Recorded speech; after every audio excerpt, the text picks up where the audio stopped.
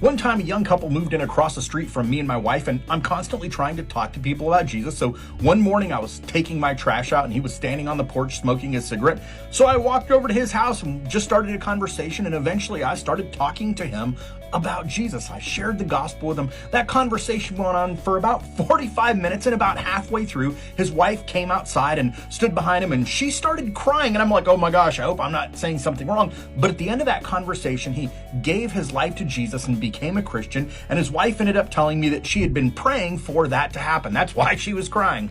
He had heard the gospel multiple times before from his wife and from other people, and he'd always rejected it. And when I shared it with him, he finally got saved. I didn't say anything special to that young man that all those other people hadn't said to him before. It doesn't matter how I got the conversation onto the topic of Jesus. It doesn't matter the particular method I used to present the gospel to him. All those other people had just planted seeds, and I was the one that got to reap a harvest. And it had nothing to do with anything in particular that I had said. In Acts 1:8, Jesus said that the Holy Spirit who lives inside of us would empower us to be a witness to the lost. Throughout the Gospels, he said we didn't have to worry or plan in advance what we're going to say because the Holy Spirit will speak through us. Reaching the lost with the gospel is not about how much you know or your ability to speak, but about who lives inside of you. You just have to step out in faith, open your mouth to try and talk to people about Jesus, and he'll do the work.